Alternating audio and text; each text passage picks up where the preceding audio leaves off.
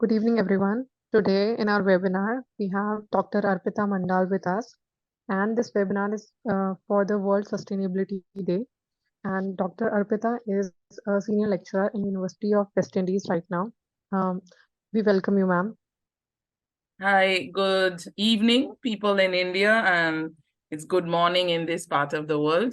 Yeah, I'm Arpita Mandal. I'm a senior lecturer, which is also like an associate professor in the Department of Geography and Geology at the University of West Indies in Kingston, Jamaica. It's in the Caribbean.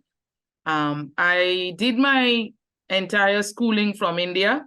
I did my PhD from IIT Kharagpur and postdoc from PRL Ahmedabad. And then I was looking for jobs as well as postdocs overseas. And this one came up. So I'm teaching here for last 16 years in water resource, hydrology, flood risk.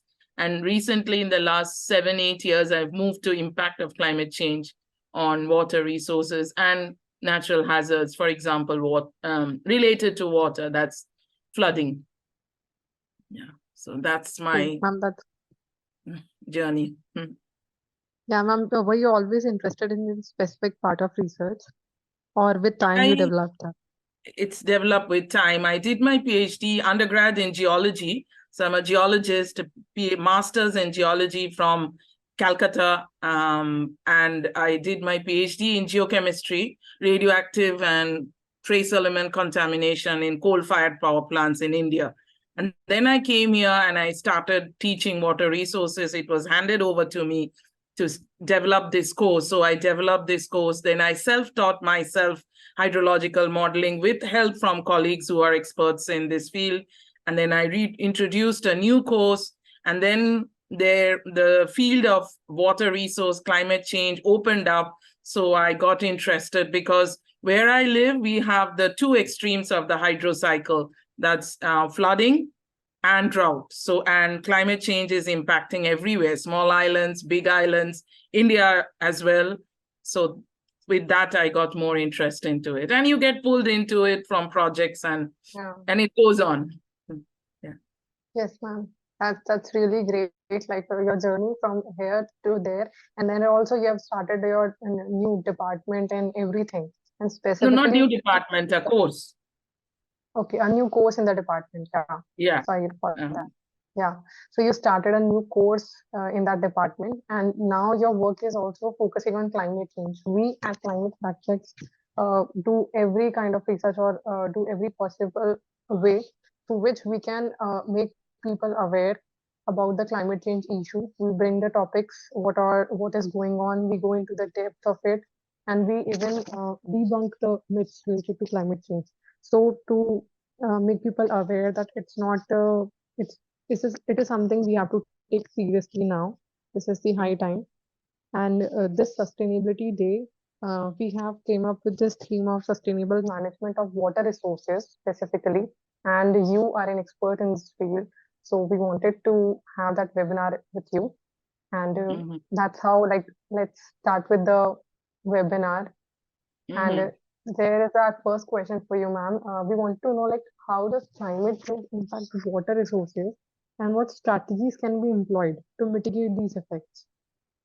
Well, before we go into climate change, and which is a common hashtag now, and we try to put everything on climate change, I would say it is also poor planning and climate change, both, because a lot of research has been going on, both in India, in Caribbean, worldwide. We know the impacts of climate change. There are enough publications that say that rainfall is going to decrease. You will have a increase in extreme events such as floods and landslides and hurricanes, tropical storms, typhoons, and we are seeing that. But what is the impact? The impact on the water is if you have less rainfall, like El Nino year, we'll have drought. And if you have extreme rainfall, then we have floods. You've seen in India recently some massive floods in Sikkim, well, not exactly in the territory, Sikkim, in the northeast area, you have a lot of floods. Then also where I come from, Calcutta, I was born and raised up and everything, my home is there. So it's a lot of urban flooding that is going on. Delhi had a flooding earlier in the year. So it's building excess infrastructure. You keep on building in a place where there was natural drainage. So rivers are being diverted and cut across.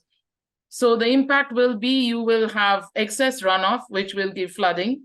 It's because we are having a lot of short duration, high intensity rainfall.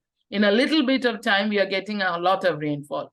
And your water resources like the reservoirs and rivers, groundwater will get affected because with less recharge from rainfall, you will not get it replenished. And also with overexploitation. So if the groundwater, for example, in India as well as in Jamaica, we have a lot of water in the underground, which we cannot use because of contamination and overexploitation. And if rainfall is increasing, then there is no recharge or infiltration that is going on. So in the end, you will have the two common things are shortage of water, security and scarcity, and excess runoff, which will cause flooding. And cities are going to get impacted more with this. Yeah. You talked about water scarcity. So, like, what are the social and environmental implications of this water scarcity? And can the common people, like every individual, has a role in mitigating them?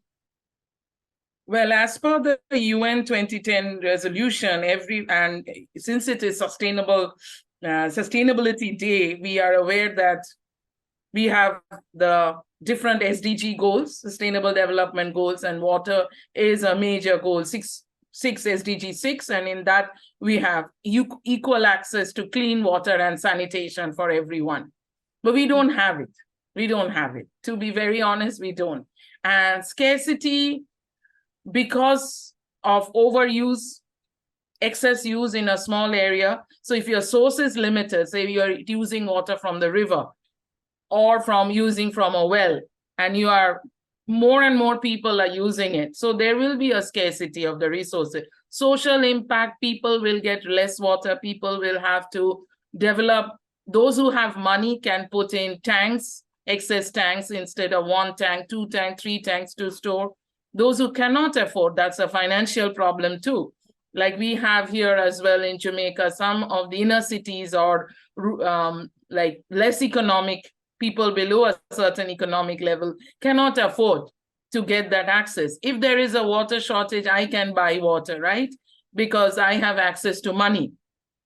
Whatever salary you have access to funds, you can call, you can order water delivery trucks. But those who are below a certain socio-economic level, they cannot. So that will affect them. So they will continue to live with that limited. And in the end, it will lead to hygiene problems. So I think the environment is going to get more polluted because water pollution also goes high with shortage of water, because you're not cleaning the garbage, you're throwing the dump material in the open areas. Rivers are getting polluted. And there are plenty examples to cite. And recently in both the countries, you have seen dengue outbreak. In India and in Jamaica also we have a time. And where does that come from? From poor management of clean water. Yeah. Also, is water pollution the most pressing challenge of water sustainability today, or there are more? Water pollution is one of the main challenges. I would say water pollution and overbuilding, and water pollution from lack of implementation of policies. We have a lot of policies in every country that this should not be thrown in the water. We should not build X kilometers from the river. We should not use X amount of water. We should keep the ecosystem sustained, but it's not implemented. There's no enforcement, right? Who checks? That is not there. Then cleanliness of the drains. The drains are not cleaned regularly to fix the pollution problem. Garbage is thrown in the rivers, which is contaminating. And in the cities, it's both contamination because of old sewage infrastructures. A lot of houses in Jamaica have, and in Kingston too, which is the capital, have septic tanks. People are building wherever they can, used to. Now they are being connected to the sewage line which takes the wastewater water into the wastewater treatment plants. But earlier there was just open dump sewage. So what does its sewage do? It just goes into the groundwater and increases the contamination, and you cannot use that water. Overpopulation, poor drainage infrastructure, poor sewage network, and of course climate change. All of this is a combined effect of all of this.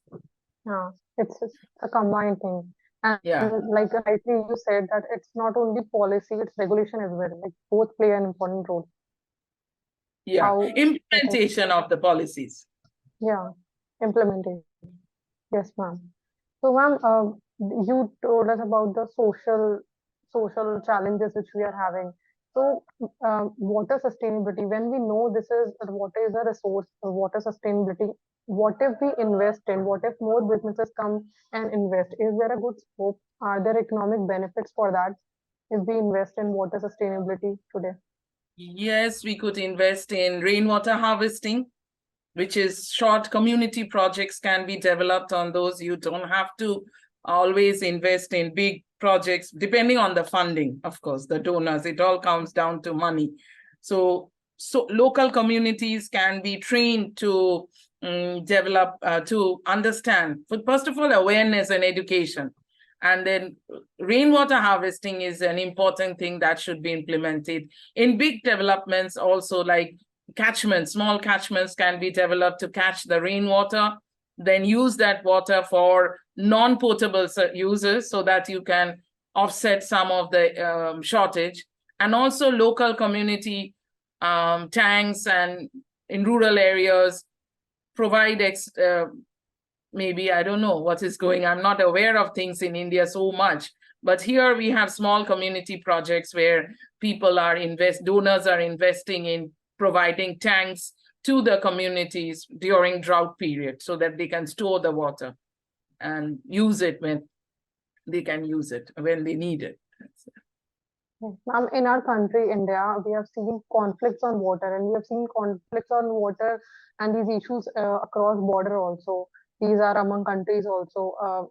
Is this conflict and this, can this be addressed sustainably, or is it over there in your country as well?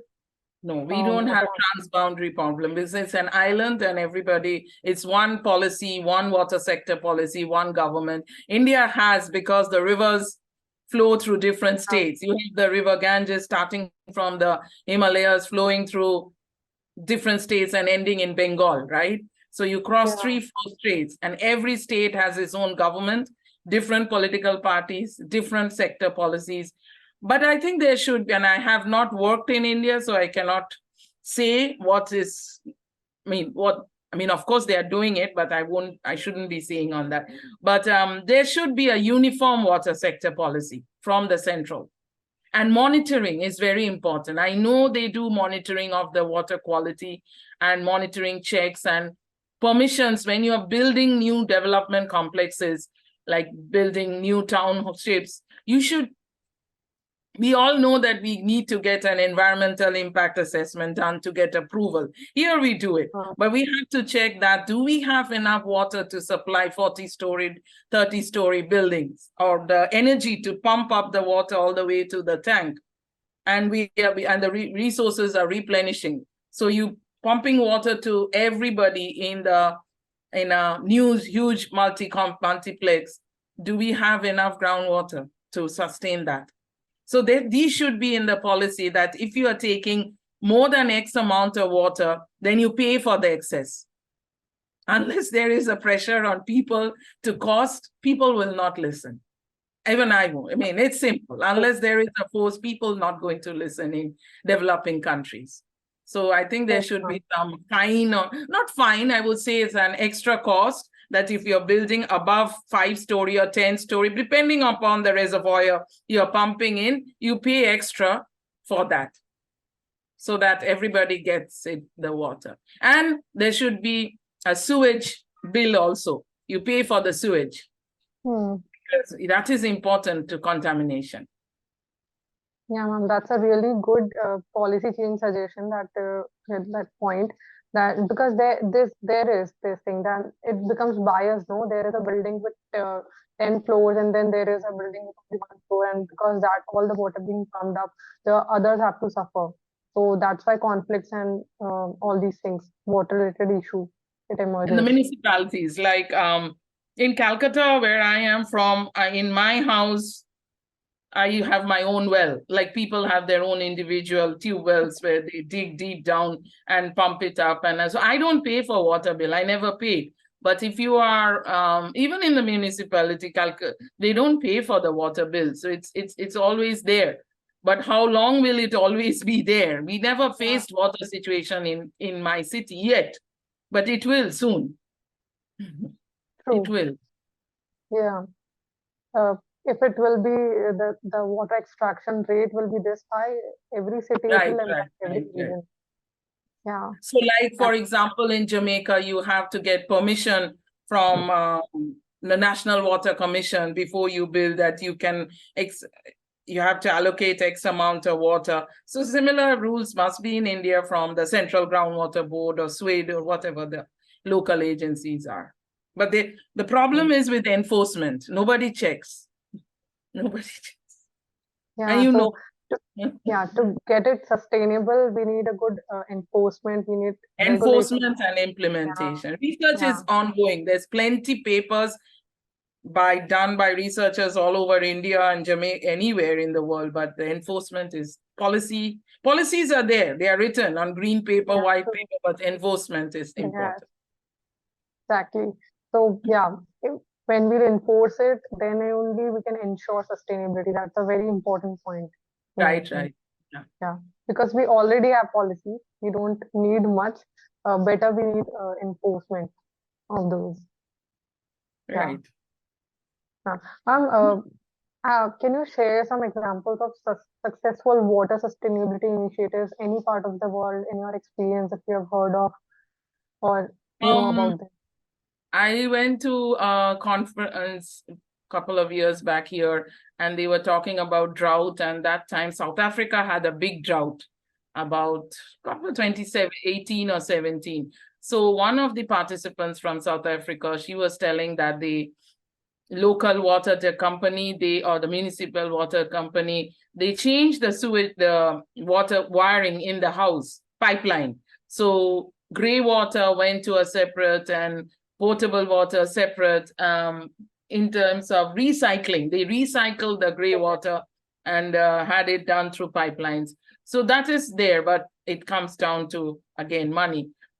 In Jamaica, sustainable, yes, we are currently in Kingston. There has been quite a lot of projects on cleaning up of the aquifer and also on fixing the leaks in the pipelines.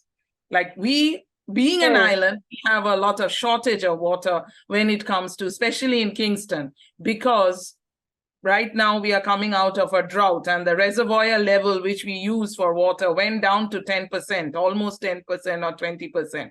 So we had water lockoffs from 6 o'clock in the evening to there was no water. So you store. I have tank, I have pump, I can store, but many don't.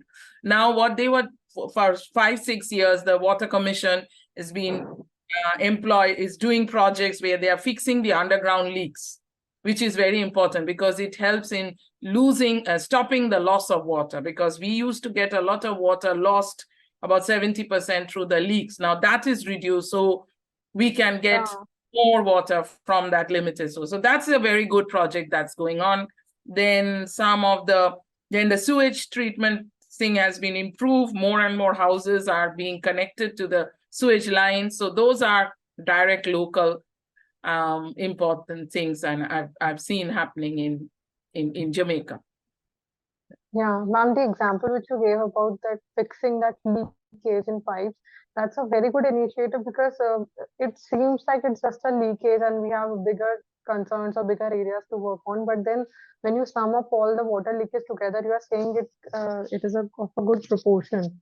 So because these pipelines were built 70, 80 years ago. Like in India also, the underground pipelines in the big cities, Calcutta, Mumbai, they are so old from British time. So they will leak and they will get rusted. So then it's a big project to take them all out and fixing it. Yeah, it was an Yeah, inconvenient to dig up the road and stuff, but then eventually it helps. yeah, in the long run it does. That's a Mhm. really good initiative example. We have not heard of any such example before, like when the pipelines are fixed to especially to sustain that water or to reduce the water loss. Yeah, Here in Jamaica, yes. No, yeah. in India, yeah, maybe they are going Not, on.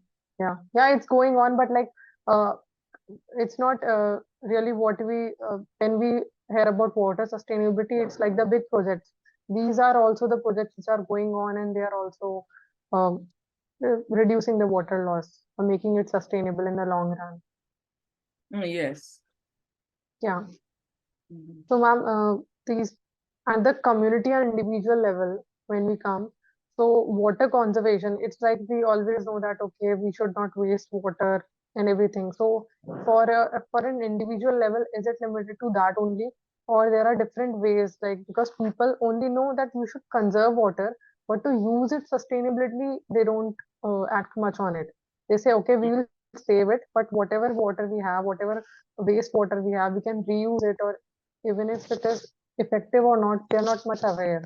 So, will this awareness be beneficial in the long run, or what It should will, be but done? we need to educate people.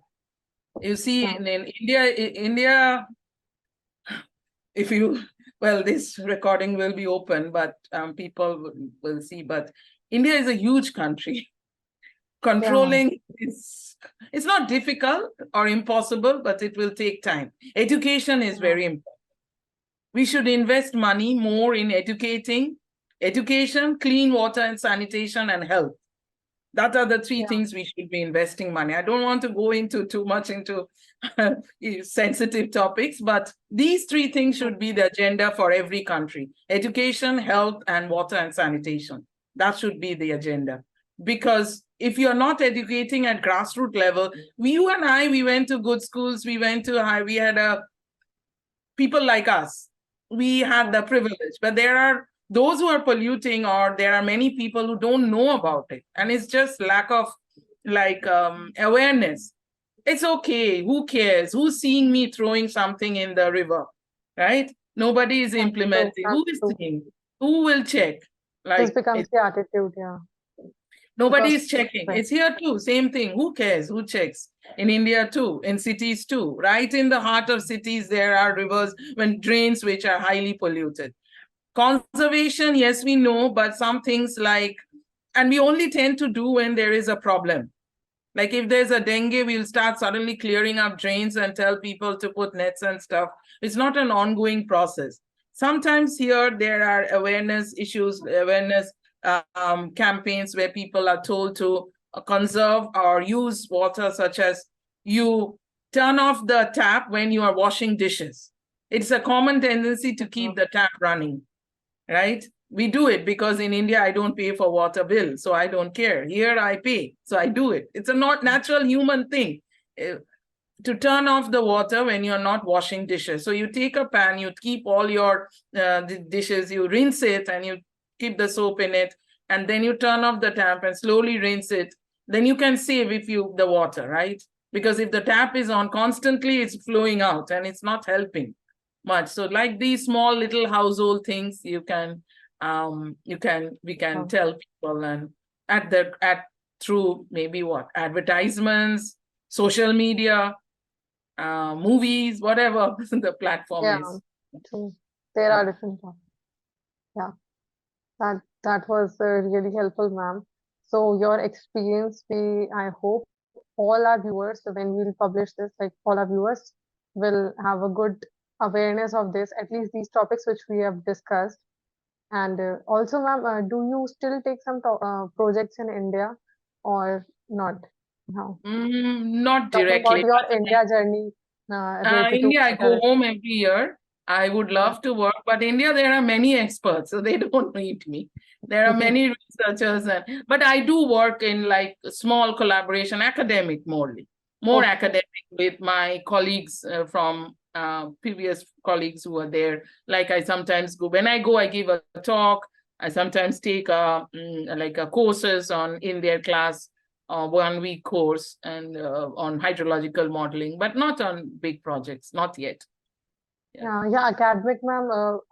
Even I have gone through some of your published work with Indian experts only. So when I was going through it, I got to know like you have some academic links over here also. You are Of course, among, yeah. you give an opportunity, I'll come back. I mean, yeah, I'll say. But India has plenty experts. India doesn't need me. There are many much better people there. But it was interesting how you found me from where. It was a surprise. Yeah, yeah, ma'am. We went through, so we were looking at water sustainability only this time. The topic is like there are so many things. Sustainable, there are like sustainable fashion, there are sustainability in food resources and everything. So water, we thought it's the most uh, it should be talked about like we should discuss this issue. We should talk about water resources because every person can connect and should connect with it, like using water sustainably. And then we found Small you, we thing. went to your work. Yeah, it's like water. Small. We take it like okay, water is like okay. We have some trending topics or trending sustainable issues, but then water is the root, and we should discuss on it. So that's why we went. We thought of taking this topic and we found you. You are a veteran in this field. So that's why it was very like we are very grateful to you. You No, took no, out it's this fine. time It's and an honor we to gave, find. yeah. It was seeing host is not letting. But okay, thank you so much, and thank you for this opportunity. It will be it's recorded, so I will Yeah. get a copy, right?